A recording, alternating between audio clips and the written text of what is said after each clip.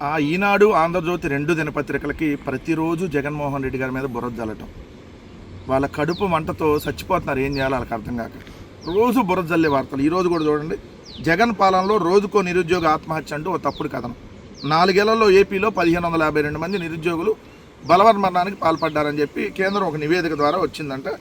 So ప్రతి 100 ఆత్మహత్యల్లో 4 నిరుద్యోగులుగా ఉంటున్నాయని చెప్పి ప్రమాద మరణాలు ఆత్మహత్యల సమాచార నివేదిక ప్రకారం ఈ వివరాలు వచ్చిందంట. నిరుద్యోగులు చనిపోయారని రాశారు కదా, 1552 మంది బలవన్మరణాలు. అంటే వాళ్ళు ఉద్యోగాలు రాక చనిపోయారని ఉందా? దాంట్లో ఉద్యోగాలు రాక ఎంతమంది చనిపోయారు, లేదంటే ఏదంటే ఆర్థిక ఇబ్బందుల వల్ల ఎంతమంది చనిపోయారు, లేదంటే ఏదైనా కుటుంబ సమస్యల వల్ల ఏమైనా చనిపోయారా, లవ్ ఫెయిల్యూర్ వల్ల చనిపోయారా, లేదంటే హెల్త్ ఇష్యూస్ వల్ల చనిపోయారా, దేనికి బలవన్మరణాలకు బలపడ్డారని దాంట్లో ఉండదు కదా. అంటే నిరుద్యోగులు, వాళ్ళకి ఉద్యోగులు లేని వాళ్ళు చనిపోయారు. దాన్ని జగన్మోహన్ రెడ్డి గారి ప్రభుత్వంలో ఇంతమంది చనిపోయారు, అంతమంది చనిపోయారని.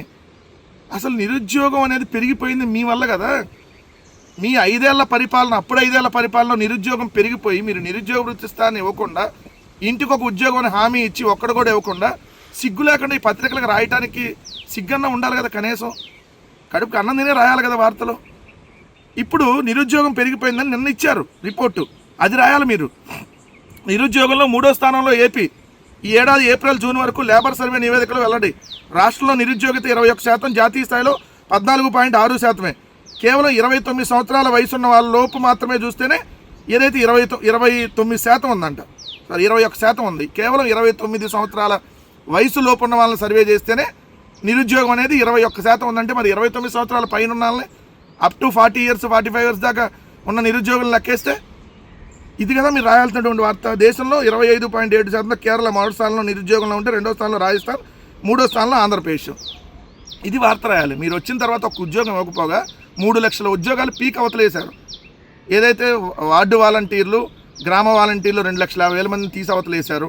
అదేవిధంగా చూస్తే బెవరేజ్ కార్పొరేషన్లో 20,000 మంది తీశారు. ఏదైతే రేషన్ వాహనాలకు సంబంధించిన వాళ్ళని పీక్ అవతలేశారు. సో అవుట్సోర్సింగ్ కార్పొరేషన్లో పనిచేసే వాళ్ళని తీసి అవతలేశారు.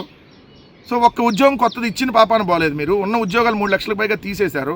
నిరుద్యోగం పెరిగిపోతుంది ఇప్పుడు కదా. ఒకరికంటే నిరుద్యోగ వృత్తి ఇచ్చారా? అది లేదు కదా. జగన్మోహన్ రెడ్డి గారు ఉన్నప్పుడు శాశ్వత సచివాలయ ఉద్యోగాలు 1,35,000 ఆర్టీసీని ప్రభుత్వంలో తీసుకోవటం కానీ, లేదంటే హెల్త్ డిపార్ట్మెంట్ 40,000 రిక్రూట్ కానీ, శాశ్వత ఉద్యోగాలే 2,31,000 భర్తీ చేశారు.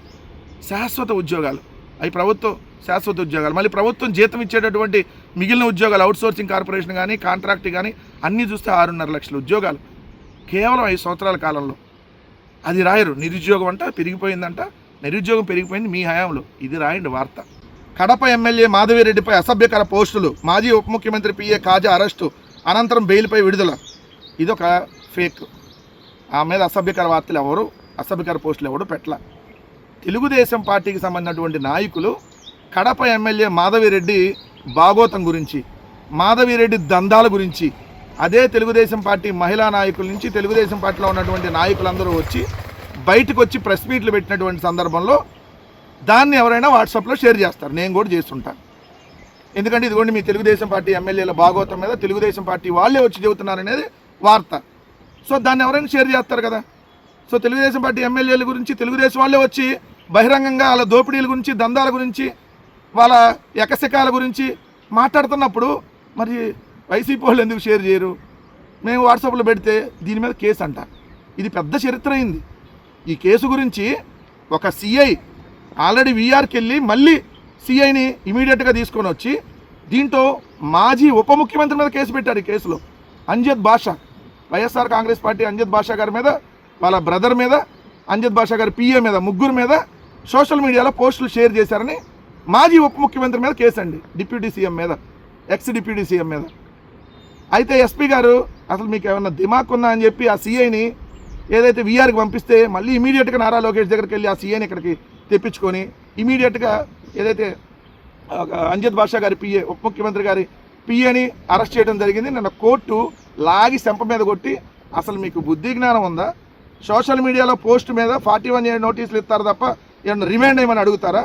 ముందు ఇమీడియట్గా అతన్ని రిలీజ్ చేయండి అని చెప్తే అది బెయిల్ మీద వచ్చాడు. అది అసలు రాయాల్సినటువంటి వార్త. ఈ స్టోరీ మొత్తం రాయాలి. రాయకుండా ఏదో అసభ్యకర పోస్ట్ పెట్టారండి. ఎవడు పెట్టారు? మీకంటే అసభ్యకరంగా ఎవడన్నా మాట్లాడుతున్నాడా? మీ తెలుగుదేశం వాళ్ళకంటే గలీజ్గా మాట్లాడుతున్నారు. అసెంబ్లీ సాక్షిగా పచ్చి అబద్ధాలు.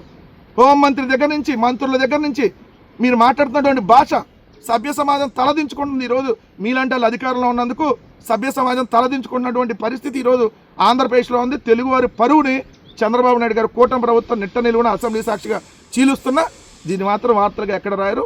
ఈ రెండు ఫేక్ పత్రికల బతుకులు, వాళ్ళ వార్తలు ఎలా ఉంటాయంటానికి ఇది నిదర్శనం. మరి రేపు వార్తలతో మళ్ళీ కలుద్దాం.